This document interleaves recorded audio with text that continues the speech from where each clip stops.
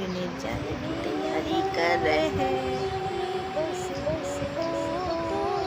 अस्सलाम वालेकुम वीवर्स, आज है जुम्मे का दिन। लाइट तो खोल लो।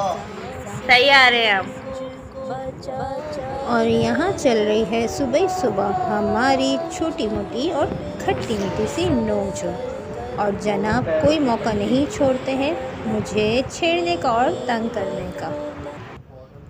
और अल्हम्दुलिल्लाह जुनैद का जो पाँव है काफ़ी हद तक सही हो चुका है, बट जाने से पहले इस पे एक हल्की सी ड्रेसिंग लाजमी करते हैं ताकि चप्पल से या किसी पत्थर से या दोबारा कोई चोट ना पड़ जाए।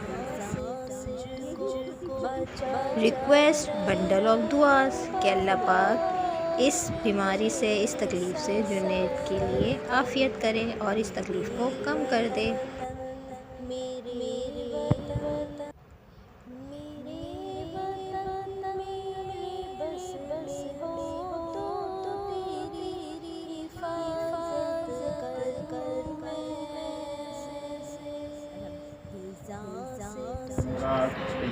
वैसे भी मैं जुम्मे को तैयार होकर निकलता हूँ। रोज़ ही तैयार होके निकलते हैं। रोजी ही है। कौन रोज़ी? ये जो मुस्कुराहटें आती है ना, मैं आपके अल्फाज पर ये जबरदस्ती का जो शक है ना हमारे ऊपर।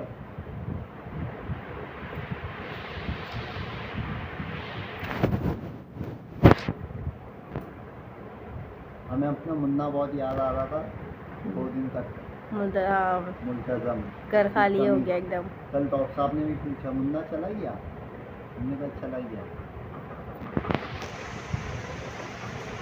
ये हो गई ड्रेसिंग, कैसी लग रही है, कैसा लग रहा है तैयारी। बारिशें रुक चुकी हैं।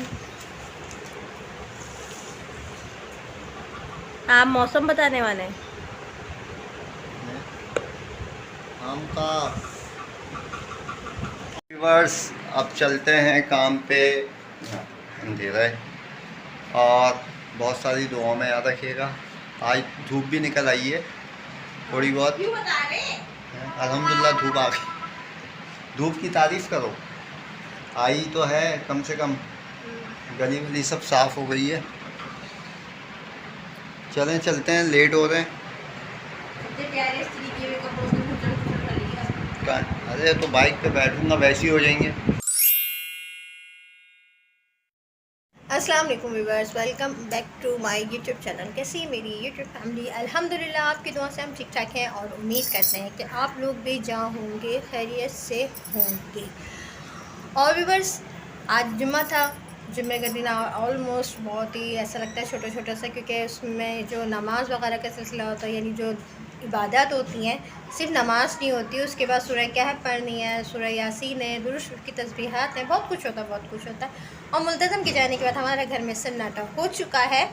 और जाहिर सी बात है 20 डेज़ एक अहमियत रखते हैं। 20 डेज़ जो है हमारे साथ था वो, बट स्टडीज़ भी ज़रूरी है। उनकी स्टडीज़ के लिए उन्हें छोड़ने जाना था, बिकॉज स्कूल खुलने वाले हैं तमाम स्टूडेंट्स के, तो उनको अपना बैग वगैरह तैयार करना है। मेंटली तौर पे भी बच्चों को प्रिपेयर करना होता है। बाकी लाइफ में एंजॉयमेंट वगैरह तो चलती ही रहती है। फ़िलहाल अभी मैं असर की नमाज़ पढ़ चुकी हूँ और जिन्हें नमाज़ पढ़ना है अल्हम्दुलिल्लाह। और उसके बाद मुझे जाना है अपने ग्लासेस के लिए, यानी मेरी आई साइड में थोड़ी बड़ी है, थोड़ी सी बढ़ गई है। तो काफ़ी टाइम से मैं सोच रही थी, बिकॉज मेरे सर में यानी दर्द होता था, मुझे फ़ील होता था, और मैं जिस वक्त स्टूडेंट्स को पढ़ा रही होती थी तो जाहिर सी बात मुझे फोकस करना होता है अपनी आई साइड को। अगर मुझे कोई, जैसे मैं नीचे देख रही हूँ कि बच्चा क्या लिख रहा है क्या नहीं, तो थोड़ा मुझे उस पर आँखों पे ना दबाव महसूस हो रहा था। तो कल आई साइड चेक कराई हैं तो आई साइड का यही आया है कि आई साइड वीक हो चुकी है मज़ीद, यानी बहुत नहीं, थोड़ी सी हुई है लेकिन हो गई है मज़ीद। यानी आफ्टर 1998 के बाद मैंने अब आई साइड चेक कराई हैं अपनी, और इस दौरान मुझे ज़रूरत नहीं पड़ी थी, लेकिन अब हो गई। एज के साथ साथ सब चीज़ें अप एंड डाउन होती हैं लाइफ में। हेल्थ है, आइस है, हेयर्स जो हैं गिरते हैं, उनकी ग्रोथ कभी रुकती है कभी बढ़ती है, सब ज़िंदगी के साथ चलता ही रहता है। बाकी इंडिपेंडेंस मंथ है हमारा, और क्या इंडिपेंडेंस की बात करें, बस अल्हम्दुलिल्लाह आज़ाद हैं।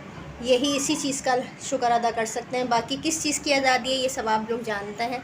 बाकी सिचुएशन जो इस वक्त हमारे कंट्री की चल रही है, बस यही दुआ कर सकते हैं कि अल्लाह पाक हमारे वतन की हिफाजत फरमाए और नेक हुक्मरान अता करे।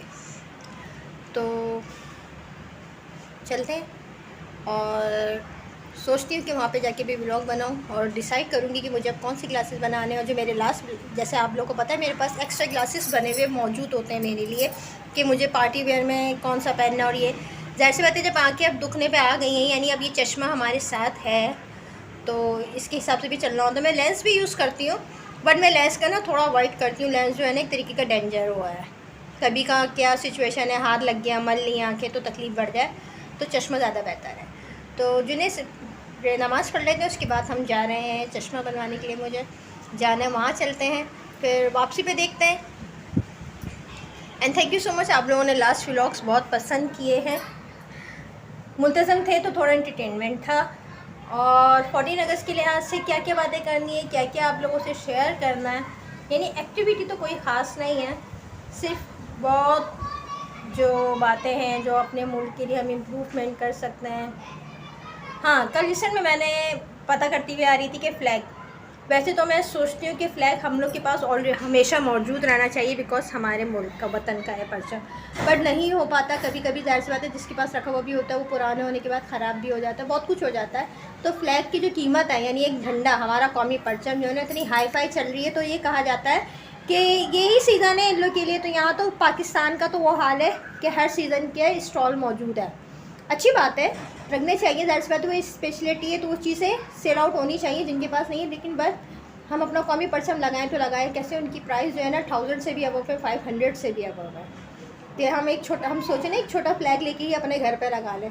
हाँ, अब अपने मुल्क को संभालना है ना, तो मैं बोलूँगी आप जाएं किसी भी अच्छी नर्सरी पे जाके 100 रुपये का, 150 का, 200 का कोई अच्छा सा पौधा लेके ना किसी गार्डन में ही अपने घर पे लगा दें, क्योंकि ये हमारे मुल्क के एनवायरनमेंट के लिए बहुत ज़रूरी है। लास्ट जो समर वेकेशन जो हीट स्ट्रोक हमारे मुल्क में गया, स्पेशली कराची में गया है और पंजाब साइड वगैरह पे भी, यानी हमारे मुल्क में जो हीट स्ट्रोक हुआ है, तो उसके लिए ज़रूरी है कि हमारे मुल्क में ज़्यादा से ज़्यादा ग्रीन यानी जंगलात होने चाहिए, यानी दरख्त होने चाहिए शहर में, हमारे आसपास जहाँ हम रहते हैं एनवायरनमेंट है उसके लिए। तो एक पौधा लगा लें, ये भी हमारे मुल्क की आज़ादी के लिए बहुत अच्छा है। बाकी बहुत कुछ मैंने लिखा है, वो सब शेयर करूँगी वक्तन फ़ौक्तन। फ़िलहाल तो अभी मैं जा रही हूँ, अबाया वगैरह वेयर करती हूँ, जिन्हें नमाज़ पढ़ चुके हैं, फिर इंशाल्लाह आपको वहाँ पे मिलते हैं शॉप पे।